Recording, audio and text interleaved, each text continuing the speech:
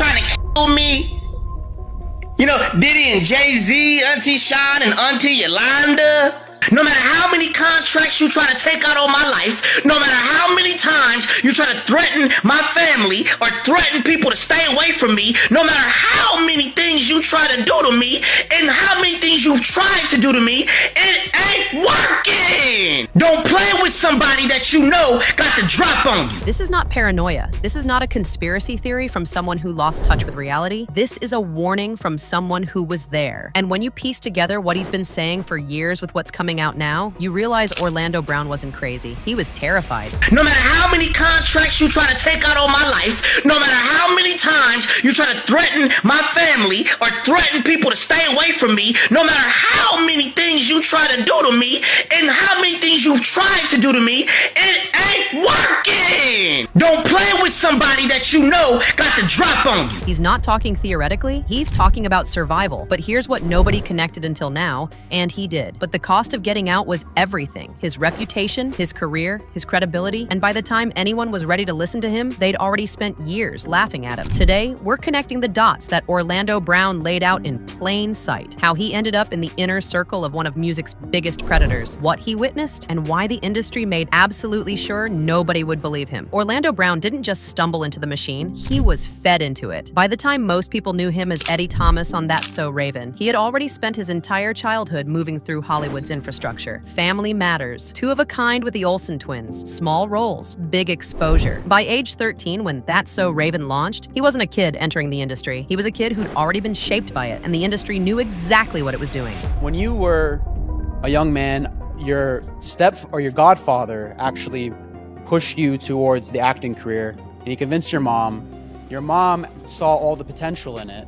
They believed in your talent, so they encouraged you to... What was my dad's name? What's his name? What does it say? It was your godfather, no? My godfather, Bobby D. Allen, is that what it said? I believe so. Yeah, they don't never give him no credit. He's Will Smith now. He sacrificed himself. That's not a casual statement. He's telling us something specific. Will Smith, his godfather figure, was in the machine. He was part of the system that normalized these environments for young talent. That's So Raven ran for 4 seasons and 100 episodes. That's 100 episodes of a child living under studio lights, surrounded by producers, directors, executives, and the networks that owned him. By the time the show ended in 2007, Orlando Brown wasn't just a performer. He was groomed, not in the colloquial sense, in the literal sense. He'd been prepared for an industry that demands compliance from young talent and punishes those who resist. But here's what matters. He was also positioned. And by the early 2000s, the people running these operations knew exactly who was useful and how to use them. The first publicly documented connection between Orlando Brown and Diddy surfaces in allegations that most people dismissed as the ramblings of someone spiraling, but they weren't. I mean, yo, Diddy, you gave me the ooshkash koosmash. You gave me the ooshkash muaf, the smoosmash. Diddy. Yeah, son. I mean, you gave me the ooshkash muash. This wasn't random. This was Orlando describing a direct sexual encounter, not in some hypothetical way. In interview after interview, he kept referencing specific interactions with Diddy that at the time, everyone wrote off as either delusion or crude joking. But then the lawsuits started, and then the tapes. And suddenly those crude descriptions Orlando had been repeating for years started to look like testimonies. According to the allegations that have since surfaced, Diddy operated a specific system. He would identify young talent. He would befriend them. He would invite them to parties. And then, in private spaces, the real purpose of the invitation would become clear. Now think about what that means. Will Smith, the godfather figure Orlando grew up with in the industry, allegedly on tape with Diddy. And Orlando wasn't just hearing about it, he was around it. He was in those spaces. He was being exposed to it as a young person who'd been taught to be compliant. The pattern was deliberate. Diddy didn't operate alone. He had a network. People like Usher, Busta Rhymes, Meek Mill. These weren't coincidences. These were connections. And they all served a purpose within a larger system. This is the ecosystem Orlando was trapped in, not one predator, an entire network of them, protected by the industry, enabled by the system. And nobody was talking about it, except Orlando, who nobody believed. Here's where it gets darker. The allegations against Diddy don't just involve random encounters in studios or backstage areas. They involve coordinated operations, locations, islands, people being transported across state lines. That she was flown out from LA to Miami by the Saudi prince. And they ended up eventually on Star Island at one of Diddy's parties. She says among many other things. I mean, she goes into detail. This, she says, happened in 2018. She says that she walked into the house and there was a cluster of adults around what she described as little people. And they were dressed up as Japanese Barbies. I forgot the name. It's Harak something. You can help me out here. It's a certain type of Barbie. Anyway. I know the name, but I've forgotten it. But go ahead. So she explained that that they were just clustered around these little people. And I kept pushing her. And she eventually said, look, they are little people who should not be at an adult party.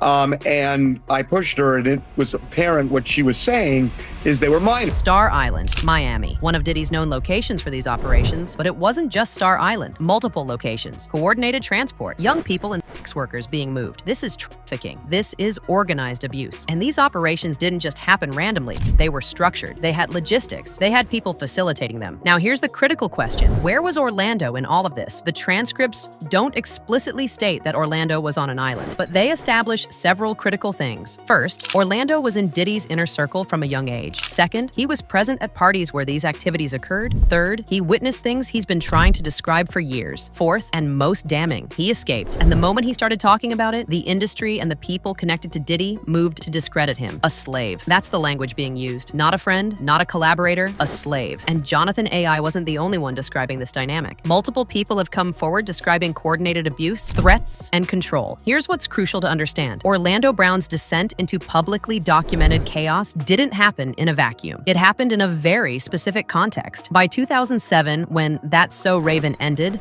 Orlando was already dealing with the aftermath of what he'd been exposed to. He tried to pivot to music, but the opportunities dried up, support structures vanished, and what was left was a young man with trauma, no framework for processing it, and access to substances that made forgetting easier. Male sex worker was flown out to various locations over a couple of years, Miami, New York, Los Angeles, and one other.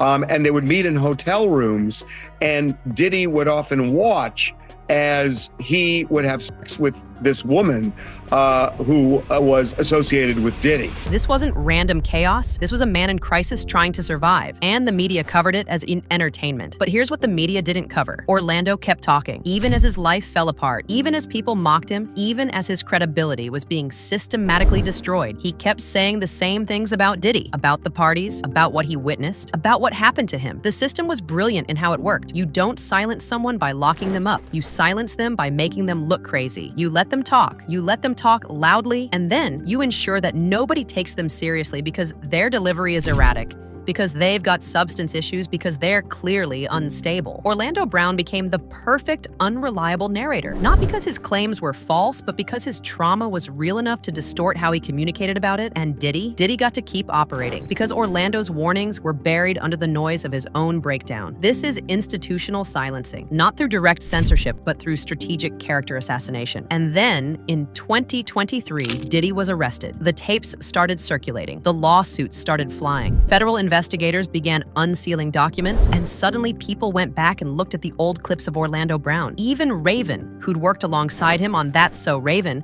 had to acknowledge it. He was telling the truth. He'd been telling the truth the whole time. But here's the painful part. Vindication didn't come cleanly. It came late, and it came after years of damage. His reward for being right was that people finally started taking him seriously. But by then, the damage was done. His career was gone. His reputation was decimated. The years of substance abuse, legal troubles, and homelessness, those were all real consequences of trauma that nobody wanted to address when he was trying to process it. And then something unexpected happened. He's rebuilding, not as a celebrity comeback story, but as someone who simply survived and is now trying to live quietly. When you zoom out and look at what Orlando Brown's journey actually represents, you're not looking at a tabloid story. You're looking at a case study in how institutional abuse operates and perpetuates. The facts are clear now. 1. Diddy ran coordinated operations involving multiple locations, transported individuals, and leveraged his industry power to maintain access to vulnerable people. 2.